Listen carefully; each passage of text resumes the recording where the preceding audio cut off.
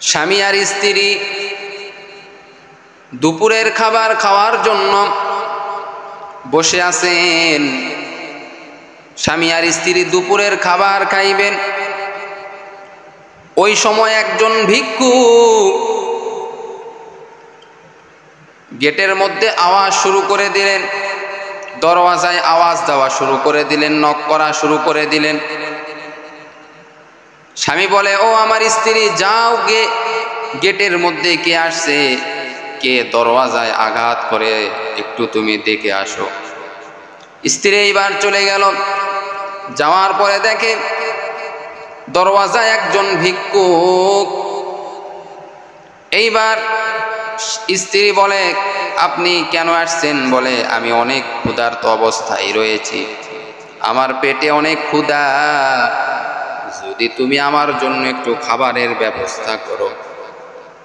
তোমার তো খাবারের অভাব নাই, তোমার সংসারে তো কোনো অভাব নাই, যদি আমাকে পেট ভরিয়ে একটু খাওয়াও তাহলে আমি অনেক শান্তি পাইতাম, উপকার হইতো আমার। এইবার স্ত্রী স্বামীর কাছে গিয়া বলে, ও আমার স্বামী, একজন ভিক্ষুক আসছে কিছু খাবার খাওয়ার জন্য, সে অনেক ক্ষুধার্ত। স্বামী বলে, ওই ভিক্ষুককে ডাক দাও। স্ত্রী এবার ভিক্ষুককে ডাক দিল। স্বামী এইবার এই ভিক্ষুকের সঙ্গে এত খারাপ ব্যবহার করলো, অত্যন্ত খারাপ ব্যবহার করলো এবং মারধর করল। ভিক্ষুকে এইবার মনটা খারাপ করিয়া আল্লাহর কাছে দুহাত উঠায় বলে, ও দয়ার মালিক, তুমি আমাকে এমন ভিক্ষুক বানাইছো, এমন ভিক্ষুক বানাইছো রে আল্লাহ, যদি আমার টাকা থাকতো, পয়সা থাকতো, আমার সঙ্গে খারাপ ব্যবহার করতো না, আমার ভিক্ষা করার কোনো প্রয়োজন ছিল না।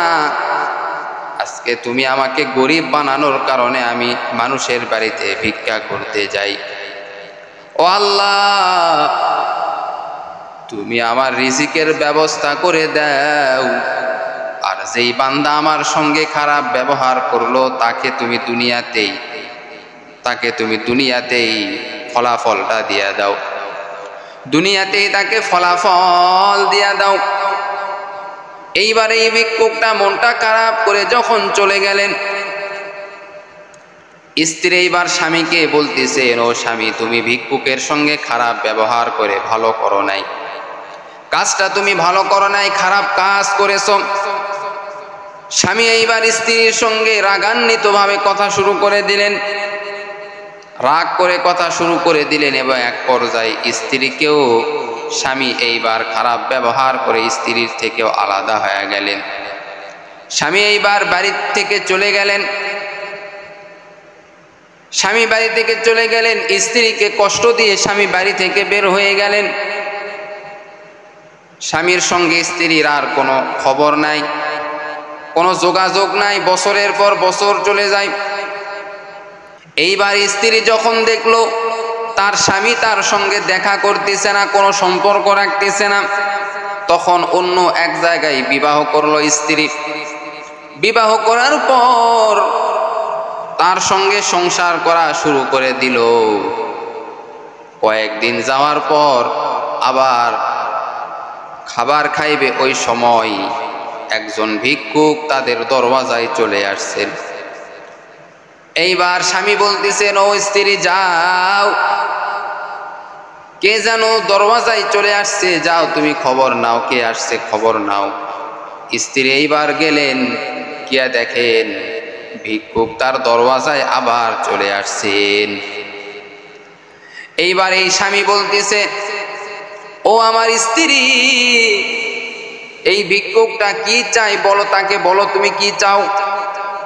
ভিক্ষুক বলতেছেন, আমি অনেক ক্ষুধার্ত রয়েছে, আমি অনেক ক্ষুধার্ত রয়েছি, আমাকে অল্প কিছু পরিমাণ খাবার দেন। এইবার স্বামীকে যখন স্ত্রী বলল, স্বামী এই ভিক্ষুকটা খাবার চাই, স্বামী বলল, ও আমার প্রাণের বিবি, তুমি তাকে খাবার দাও, পেট ভরে তাকে খাওয়াও, কারণ ওই আল্লাহ তাআলাই ওই বান্দাকে ভিক্ষুক বানাইছে। আল্লাহ তাআলা আমাকে তো সুখ দান করেছে, তাকে কষ্টের মধ্যে রাখছে। এইবার এই স্বামীটা বলে, ও আমার প্রাণের বিবি,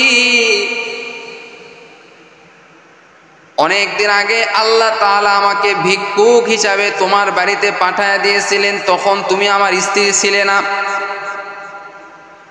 ওই সময় তোমার স্বামী আমার সঙ্গে খারাপ ব্যবহার করেছিল। এবার স্ত্রী ওই ভিক্ষুকের দিকে তাকায় দেখেন, এটাই হলো তার আগের স্বামী। এই স্বামীটাই ভিক্ষুকের সঙ্গে খারাপ ব্যবহার করেছিল। এই ভিক্ষুক রূপে আল্লাহ তাআলা এইবার যাকে পাঠায় দিয়েছেন, এটাই হলো তার আগের স্বামী। এইবার স্ত্রীর চোখ দিয়া ঝরঝর করে পানি পড়া শুরু করে দিল।